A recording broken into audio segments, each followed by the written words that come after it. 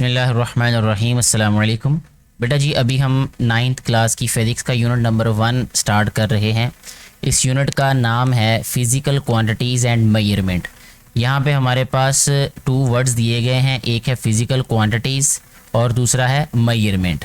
अब physical quantities क्या होती हैं ये आप लोगों ने 8th क्लास में भी डेफिनेशन पढ़ी होगी कि the quantities which can be measured are called physical quantities, यानी वो मिकदारें, वो तबई मिकदारें जिनकी पैमाइश की जा सके उनको हम फिज़िकल या तबई मिकदारें कहते हैं।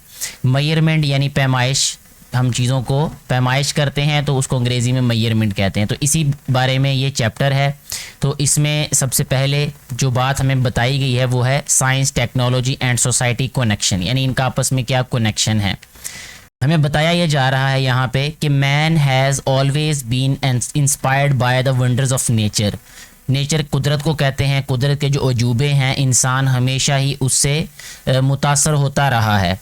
ही हैज़ ऑलवेज बीन क्यूरियस, वो हमेशा मुतजस्सिस रहा है to know the secrets of nature, कि वो कुदरत के जो राज हैं उनके बारे में वो जानने के लिए हमेशा मुतजस्सिस रहा है। And remained in search of the truth and reality, और हमेशा सच्चाई की और हकीकत की तलाश में वो तलाश करता रहा है, यानी उसको तलाश करता रहा है। ही ऑब्जर्व्स वेरियस फिनोमेना, मुख्तलिफ वो फिनोमेना को ऑब्ज़र्व करता है वो। And tries to find their answers, और अपने सवालात के जो जवाबात हैं उनको ढूंढने की कोशिश करता रहा है। बाय लॉजिकल रीजनिंग से, ठीक है। लॉजिक होता है बेटे मंतक, जिसकी कोई वजह हो, कोई रीज़न हो।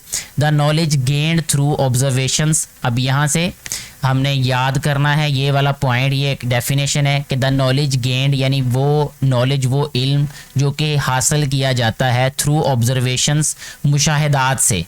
ऑब्जर्वेशन होता है मुशाहिदा करना, ठीक है। एंड एक्सपेरिमेंटेशन, और तजर्बात से, इज़ कॉल्ड साइंस, उसे क्या कहते हैं, साइंस। तो ये साइंस की तारीफ़ है, यानी वो इल्म, वो नॉलेज जो कि ऑब्जर्वेशन और एक्सपेरिमेंटेशन से हासिल किया जाता है। ना सिर्फ इंसान उसको देखे बल्कि उसको साबित भी करे अमली तौर पे, ठीक है। उस इल्म को जो है वो साइंस कहते हैं। The word science is derived from the Latin word scientia, ठीक है। जो लफ्ज़ साइंस है ये एक लातीनी ज़ुबान के जो लफ्ज़ साइंटिया है उससे अखज़ किया गया है, उससे लिया गया है। विच मीन्स नॉलेज, जिसका मतलब होता है नॉलेज, यानी साइंस का मतलब है knowledge. Not until 19th century various aspects of material objects were studied under a single subject called natural philosophy।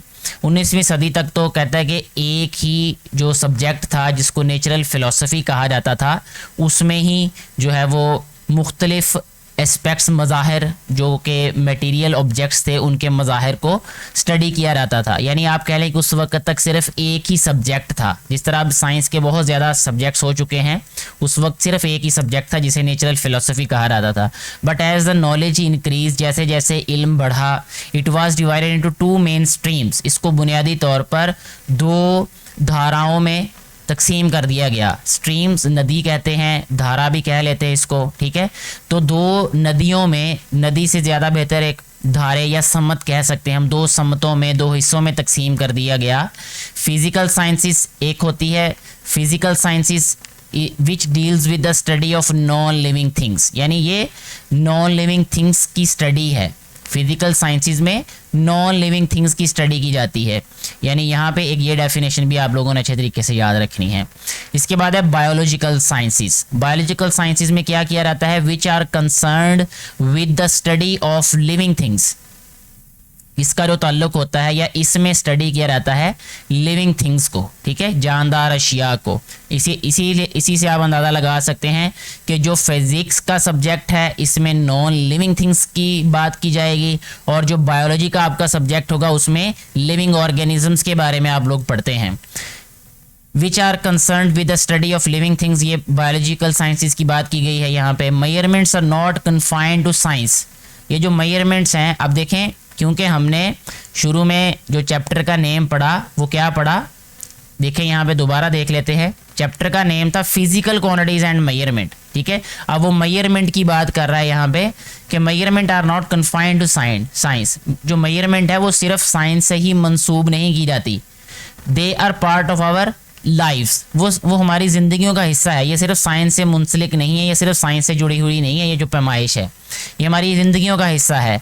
They play an important role to describe and understand the physical world, यानी तबई दुनिया जो है उसको बयान करने के लिए इसका बहुत अहम किरदार है, अहम रोल है इसका। ओवर द सेंचुरीज़, सदियाँ गुजरने के साथ, man has improved the methods of measurement, इंसान ने पैमाइश के जो तरीके हैं उनको बेहतर बनाया है। पहले पैमाइश और तरह से की जाती थी, आज के वक्तों में पैमाइश और तरह से की जाती है।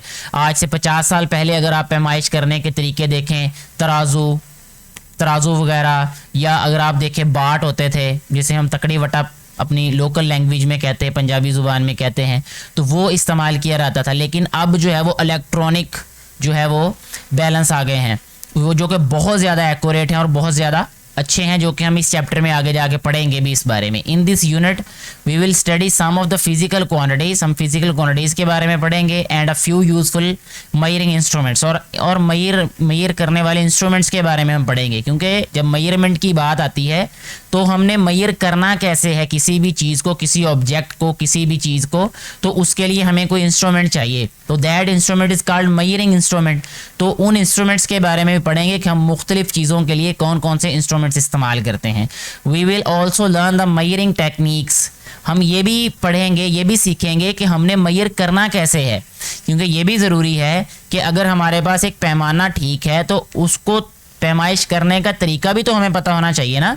कि अगर आपको एक स्केल दे दिया जाए, आपको उसकी ग्रेडिंग का ना पता हो, आपको उसके यूनिट्स का ना पता हो, आप तो उससे मेजर कर नहीं सकेंगे कभी भी। तो इसलिए उसकी टेक्निक का भी पता होना चाहिए, जो कि इस लेसन में हमें बताया जाएगा आगे। That enables us to measure various quantities accurately। वजह उसकी ये है कि जब हम अच्छे तरीके से सीख लेंगे, यानी मेजरिंग टेक्निक्स का हमें पता होगा, तो हम जो क्वांटिटीज़ है उनको एक्यूरेटली मेजर कर सकेंगे। और अगर टेक्निक का नहीं पता होगा तो डेफिनेटली हम इस काबिल नहीं होंगे कि हम किसी भी क्वांटिटी को सही तरह मेजर कर सकें। तो ये थोड़ा सा एक स्टार्ट था इस लेसन का, इस चैप्टर का। तो इसमें 2 से 3 बातें जो हैं वो ज़रूरी थी जो आपने याद रखनी है। इसमें ऑब्जेक्टिवली भी आपसे पूछा जा सकता है और सब्जेक्टिवली भी आपसे पूछा जा सकता है इसको, लेकिन आमतौर पे ऑब्जेक्टिव ही पार्ट जो है वो इससे उठाया जाता है। जैसे साइंस की डेफिनेशन होगी, साइंटिया वर्ड की जो हिस्ट्री है उसके बारे में, यानी साइंस वर्ड की हिस्ट्री जो साइंटिया से अखज़ किया जाता है। इसी तरह फिर फिज़िकल साइंसेस और बायोलॉजिकल साइंसेस के बारे में पूछा जा सकता है, ठीक है। और उसके बाद जो है वो मेजरमेंट के बारे में ये पूछा जा सकता है कि ये जो मेथड है ये कब इम्प्रूव हुआ, या आपको इस बारे में क्या नॉलेज है इसकी मेजरमेंट की इम्प्रूवमेंट के बारे में। तो ये कुछ थोड़ी सी बातें थी जो अभी हमने पढ़ी आज के लेक्चर के लिए, क्योंकि ये बहुत शुरू का लेक्चर था।